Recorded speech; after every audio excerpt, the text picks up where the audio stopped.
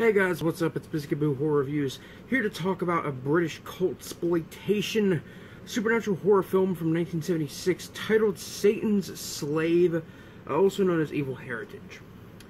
I think Evil Heritage, upon retrospect, Evil Heritage is probably the title that makes more sense once you see the film, but before you see it, it's not as clear as to why that title makes sense. So this is a film from Norman J. Warren, a director who I'm kind of familiar with, actually. He directed the semi-shitty, semi-fun Alien ripoff film Inseminoid, which, like I said, it's kind of fun, but also kind of awful. It's got some cool monster and gore effects.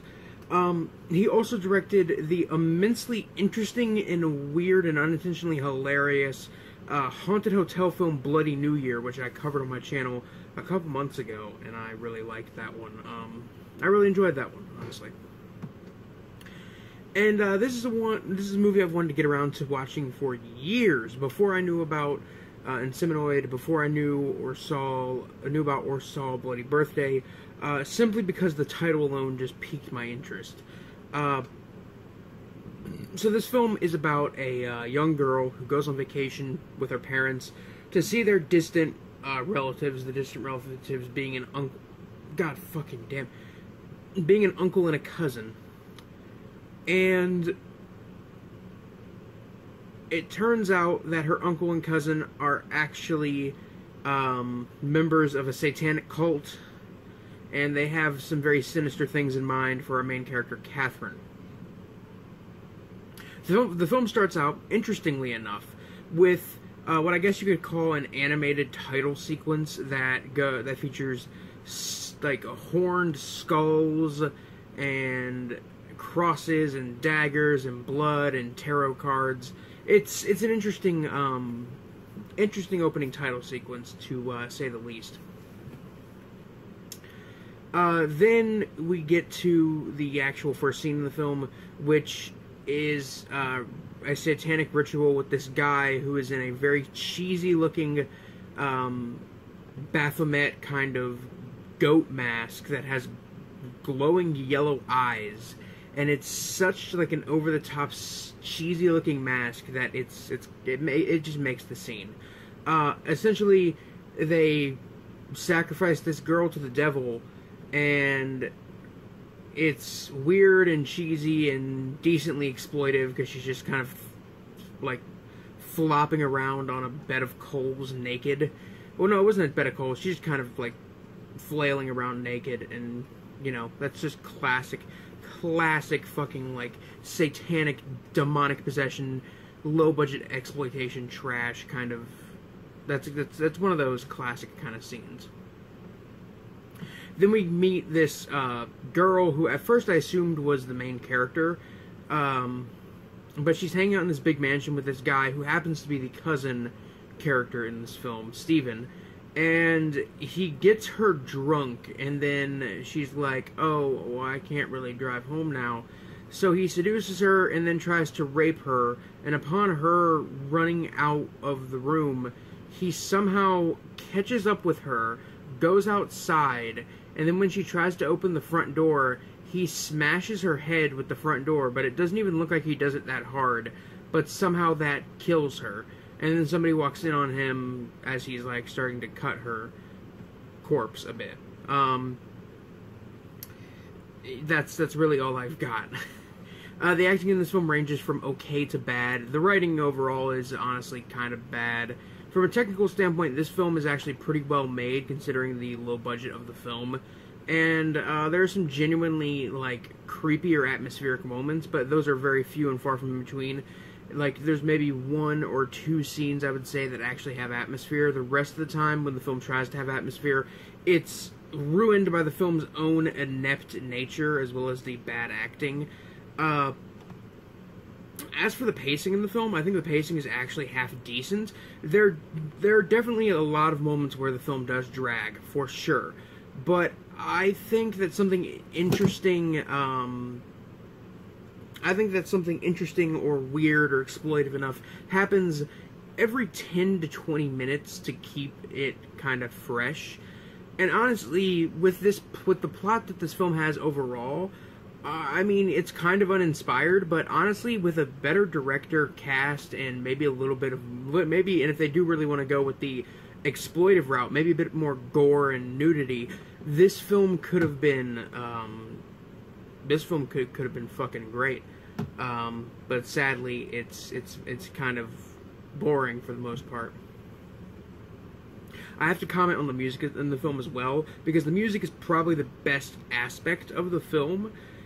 It's well done, and it's not like the best horror soundtrack I've ever heard, but in contrast with the film, with the acting and the writing and everything else in the film that is just kind of subpar at best, it's actually a fairly well done soundtrack, and I think it helps set kind of the mood for those couple of atmospheric scenes. Again, the film does trip on itself quite a bit at times.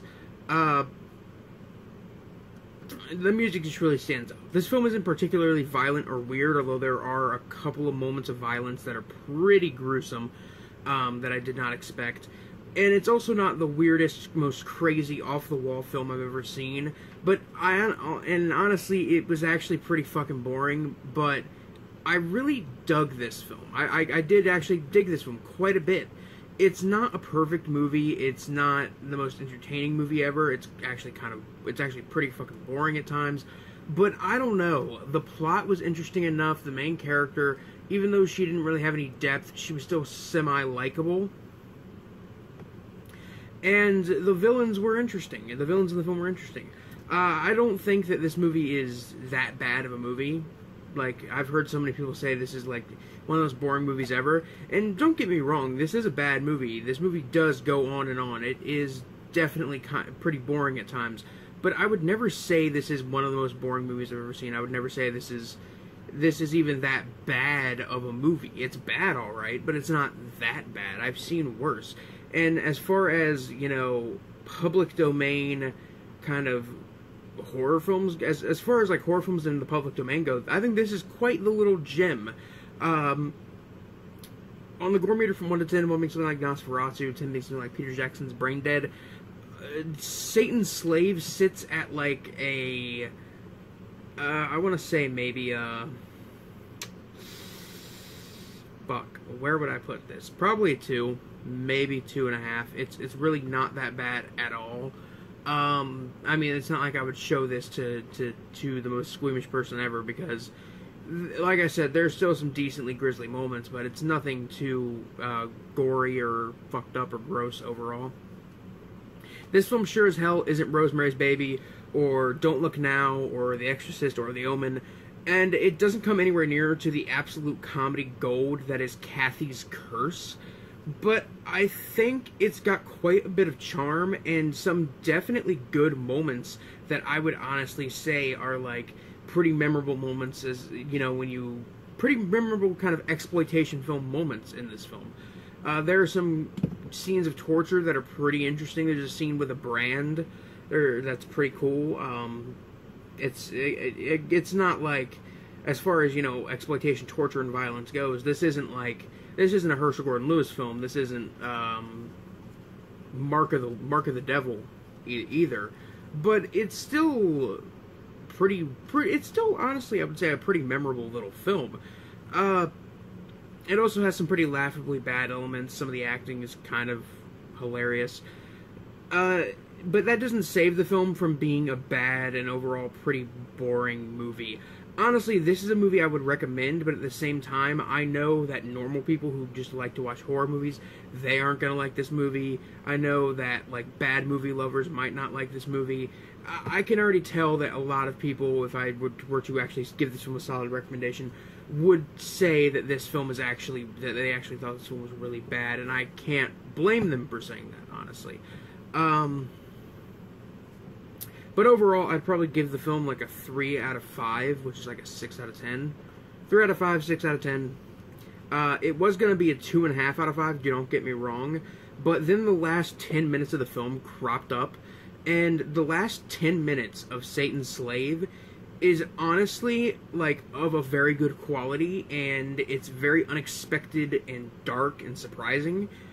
And honestly, if this were in a better film overall, I would honestly, it feels like it feels kind of like an ending third act to a actually really competent, very well made kind of supernatural satanic cult exploitation film, but it's in this film, and I'll give credit where credit is due because I actually really liked the ending to this movie.